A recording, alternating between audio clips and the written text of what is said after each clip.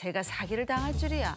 아니 중고거래하던 저는 희대 중고거래 사기꾼에게 당하고 말았습니다. 그 이름 하야 궤도 이재용? 심지어 그 사기꾼은요. 사기꾼을 경찰에 신고하자 그는 저에게 협박까지 했습니다. 저기요. 저 중고거래 사기꾼인데요. 저 그거 좀 해주세요. 네? 그거요? 그게 뭐예요? 아 그거요 그거. 뭐요? 아 선처 좀 해달라고요. 아이고 참 누가 선처를 이렇게 구해요? 그리고 선처 없이 모든 법적인 조치를 다 할 테니까 교도소에서 반성하세요. 알아? 이렇게 나오셔? 그럼요. 내가 희대의 사기꾼이라는 거 잊었나 본데 당신 이런 식으로 나오면 재미없어. 나중에 후회할 거야. 두고 보시라고. 아이고 무서워라. 아유 두고 보자는 사람 치고 무서운 사람 하나도 못 봤네. 아 교도소에 있을 사람이 나를 어떻게 협박하겠다는 거야. 웃기지도 않아 진짜. 전 그렇게 사기꾼의 말에 콧방귀를 꼈고 시간이 흘러 그 남자의 존재도 까맣게 잊고 살았습니다. 어느 날 우리 집에 문제 편지 한 통이 오기 전까지 말입니다. 언니 앞으로 편지가 왔네? 이거 뭐야? 뭔 편지? 아 영국에서 온 행운의 편지? 이 편지를 10일 안에 보내지 않으면 아이고 참. 잘못 온 거겠지. 누가 요즘 편지를 보냈냐? 아니야 언니한테 온 거 맞는데? 내가 읽어줄게 봐봐. 응? 안녕하세요 수림 씨. 응? 잘 지내시나요? 뭐지? 뭐야 남자가 봐. 그러니까 뭐야? 저예요. 희대의 사기꾼 이재용이요. 이재용? 이재용? 이재용? 아니 그 사기꾼이 우리 집 주소를 어떻게 알았대? 어떻게 알겠뇨? 교도소에서도 다 아는 방법이 있답니다. 그리고 수림 씨 아시죠? 저 20일 남았습니다. 20일? 제가 곧 복수하러 갈 테니까 밤길 조심하시고요. 언니 이 사람 누구야? 20일 있다 만나기로 했어? 야 지금 그 뭐가 20일 남았다는 거야? 심각한 얘기를 말도 안 돼. 어떻게 이 사람이 내 정보를 알게 됐지? 어떻게? 교도소에 있는 가해자가 피해자에게 협박 편지를 보낼 수 있다니 이게 말이 됩니까? 제 주소를 대체 어떻게 알았냐고요. 사기꾼이 출소하는 20일 안에 이사라도 가야 하나 고민입니다. 어떻게 하면 좋을까요? 근데 이거 진짜 무섭겠는데. 지금 교도소에 수감돼 있는데 이 교도소에 있는 자가 협박 편지를 보냈다. 보내요. 이거 어떻게 된 일이에요? 수감 중인 가해자가 이 적반하장으로 피해자에게 협박하는 일이 발생해서 논란이 되고 있습니다. 네. 이 지난해 1월이죠. 이 A 씨가 중고거래에서 45만 원으로 카메라를 판다는 사기꾼 B 씨를 알게 된 겁니다. 그리고 B 씨에게 돈을 보내게 됐는데 한참 동안 있어도 카메라를 주지 않았기 때문에 사고를 당했다는 사실을 알게 됐고요. 네. 다음 날 경찰에 고소한 이 A 씨는요, 더 놀라운 사실을 알게 된 건데 A 씨 같은 피해자가 26명이나 더 있었다고 합니다. 피해자가 26명이면 거의 상습범이 아닌가 싶어요. 그럼 피해금도 엄청 컸겠는데요? 네, 맞습니다. 이 피해금이 2,300만 원에 달했다고 하고요. 황당한 건 이뿐만이 아니었습니다. 이 가해자는 사기와 강도 전과 5범에 출소한 지 3개월 후 다시 사기를 쳤던 겁니다. 결국 이번 사건으로 가해자 B 씨는 재판에서 징역 2년형을 확정했고요. 지난달부터 교도소에서 복역하고 있다고 합니다. 출소 후 3개월 만에 또 사기를 친 겁니다. 그렇죠. 피해자들은 이거 듣고 얼마나 황당했을까요? 맞아요. 그렇습니다. 근데 문제는 그 다음에 벌어졌습니다. 이 피해자 A 씨가 어느 날 이상한 편지 한 통을 받게 됐습니다. 이 네. 발신자는 자신에게 사기를 쳤던 바로 그 B 씨입니다. 저 기억하시죠? 라는 말로 시작한 이 편지는요. 네. 지금 심정을 꼭 당신에게 느끼게 해주겠다. 부디 잘 지내고 계시라. 등 이 섬뜩한 협박으로 마무리했다고 하는데요. 이 공포를 느낀 A 씨는 온라인 커뮤니티에 해당 사진을 올리고 어떻게 하면 좋냐면서 조언을 구했다고 합니다. 그 사기당을 신고했다 뭐 이런 이유로 피해자한테 양심을 품은 거예요? 어떻게 된 거예요? 이 피해자 A 씨가 가해자의 영치금을 압류했다는 이유에서였습니다. 이 가해자에게 45만 원을 사기당한 A 씨는 재판 뒤에 이 배상 명령에 따라서 지난 10일 교도소로부터 압류 금액을 받았고요. 지난해 1월 사기를 당했던 피해 금액을 1년 넘는 시간 만에 다시 돌려받게 된 겁니다.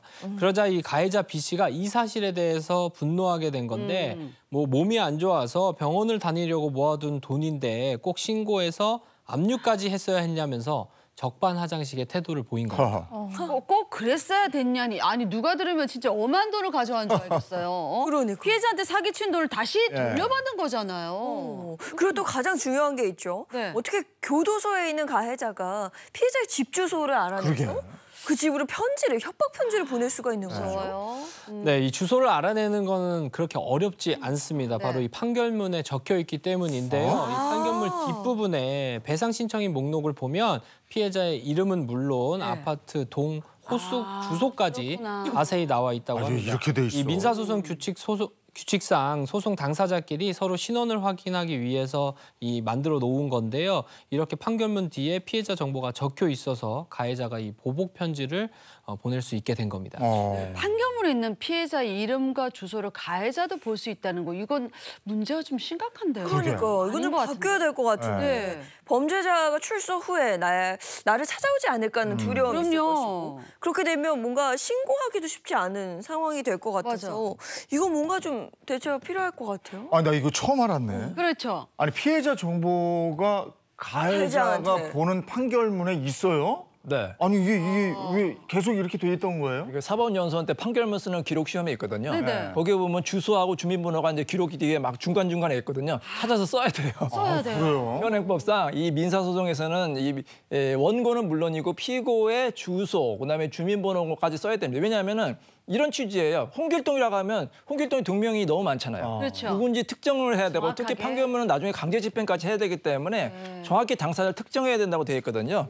그래서 현행 민사소송법에는 이제 법원이 이제 소송을 접수할 때는 물론이고 상대방의 송달할 때까지 개인 정보가 고스란히 다 노출이 되고 네. 근데 일반 민사뿐만 아니라 성폭력 피해자에게도 이런 문제가 종종 생긴다고 합니다. 그렇겠네. 이건 좀 진짜 중요한 부분인 것 같아요. 네. 이거 정말 문제입니다. 네. 이게 성폭력 피해자들 같은 경우에는 더 이런 부분에 대해서 위협이나 두려움을 그럼요. 크게 느끼기 때문에 네.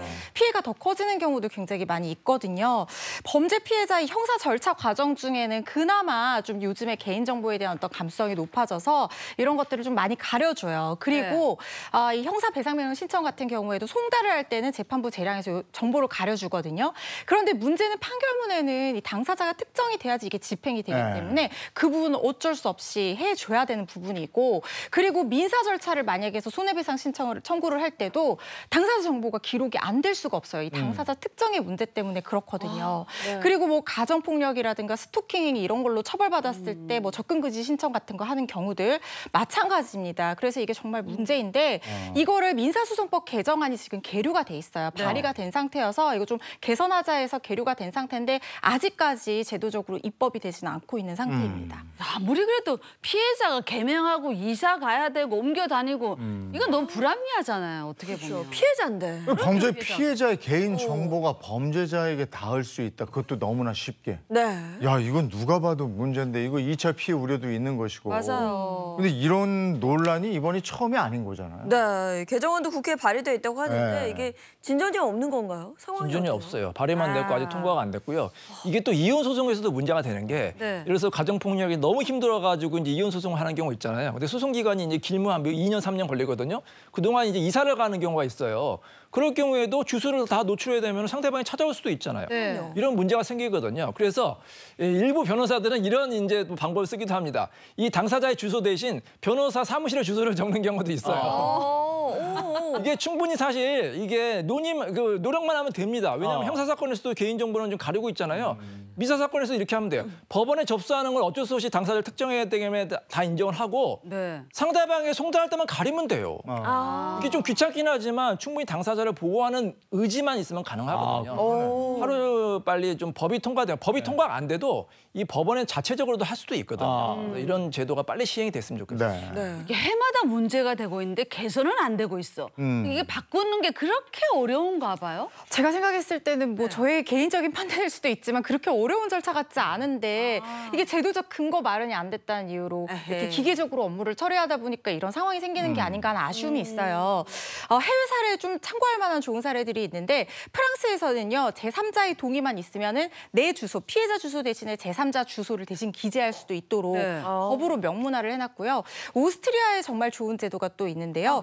아예 범죄 피해자 정보를 다른 별도의 서면으로 따로 제출을 하는 거예요. 그렇게 되면은 이게 공개가 되지 않고 재판부에서는 특정이 되고 그냥 서면 하나만 따로 받으면 되는 거거든요. 네. 이런 방법 참고해서 우리나라에서도 피해자 중심, 피해자 보호의 어떤 제도들이 빨리 마련됐으면 좋겠습니다. 오스트리아 법 괜찮네요. 오스트리아. 예. 참고하겠습니다. 그리고 협박 편지에 대해서도 좀 짚어봐야 될 것 같습니다. 내 주소를 알고 있는 가해자에게 이런 편지를 받았다?